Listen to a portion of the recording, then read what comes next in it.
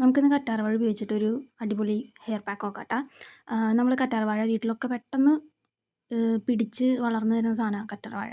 ഈ മെഡിക്കൽ ഷോപ്പിലൊക്കെ ഒരു 10 രൂപയ്ക്ക് ഇതിൻ്റെ തൈ മേടിക്കാൻ കിട്ടും ഈ കറ്റാർവാഴയൊക്കെ.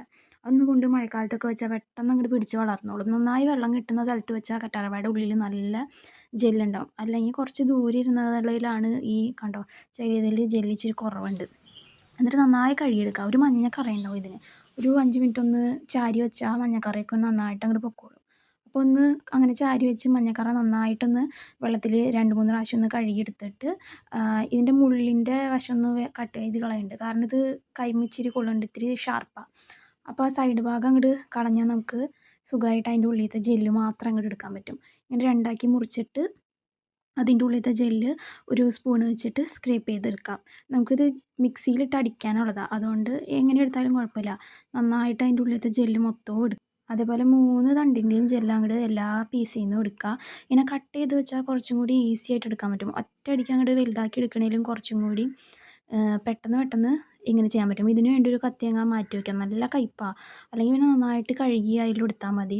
അതേപോലെ ഈ ബൗളും ഇതിനൊക്കെ വേണ്ടി മാത്രം സെപ്പറേറ്റ് ഒരെണ്ണം നല്ലതായിരിക്കും. ഇപ്പോൾ ഇത്രയും ജെല്ലാട്ടോ ഈ 3 എണ്ണത്തിൽ നിന്ന് കിട്ടിയത്. ചിലതിൽ ഇച്ചിരി ജെല്ല് കുറവായിരുന്നു. ഇനി നമ്മൾ 1 ഗ്ലാസ് വെള്ളം, പിന്നെ ഇത് ഫ്ലാക്സ് സീഡ് പൊടിച്ചതാണ്. നിങ്ങൾക്ക് പൊടിച്ചതൊന്നും വേണമെന്നില്ല, ഫുള്ളായിട്ട് എടുക്കാം. ഫുള്ളായിട്ടുള്ളത് തന്നെ എടുക്കാം. ഇതിപ്പോൾ എൻ്റെ കയ്യിൽ പൊടിച്ചത് സ്റ്റോർ ചെയ്ത് വെച്ചായിരുന്ന കാരണം ഇതിൽ നിന്ന് ഒരു 1.5 സ്പൂൺ മതിയാവും. കാരണം ഒരു നേരത്തേക്ക് യൂസ് ചെയ്യാനുള്ളത് ആക്കുന്നുള്ളൂ. ഇതൊന്ന് തിളപ്പിച്ച് ഒരു 10 മിനിറ്റ് ഒന്ന് തിളപ്പിച്ചാൽ അതിൻ്റെ ജെല്ല് നന്നായി ആവും. ഭയങ്കര കട്ടയാവണേലും മുന്നേ അങ്ങോട്ട് എടുക്കുക. അത് കഴിഞ്ഞിട്ട് നന്നായിട്ടൊന്ന് അരിച്ചെടുക്കുക. ചൂടോടുകൂടി തന്നെ അരിക്കുക. അല്ലെങ്കിൽ പിന്നെ അരിക്കാൻ ഭയങ്കര ബുദ്ധിമുട്ടായിരിക്കും. ഇനി ഈ അരിച്ചു വെച്ച ഫ്ലാക്സ് സീഡിൻ്റെ ജെല്ലും ഈ കറ്റാർവാഴയും കൂടി ഒരു മിക്സിയുടെ ജാറിലേക്ക് ഇട്ട് കൊടുക്കുക കേട്ടോ.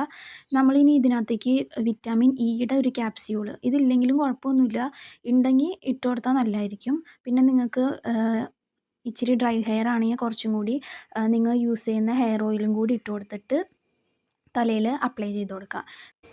തലയുടെ എല്ലാ ഭാഗത്തും എത്തുന്ന രീതിയിൽ മുടിയുടെ അറ്റം മുതൽ സ്കാൽപ്പിലൊക്കെ തേച്ച് നന്നായി പിടിപ്പിച്ച് ഒരു 20 മിനിറ്റ് കഴിഞ്ഞിട്ട് കഴുകി കളഞ്ഞാൽ മതി. നല്ല റിസൾട്ട് കിട്ടും. എല്ലാവരും ഒന്ന് ട്രൈ ചെയ്ത് നോക്കിട്ടോ.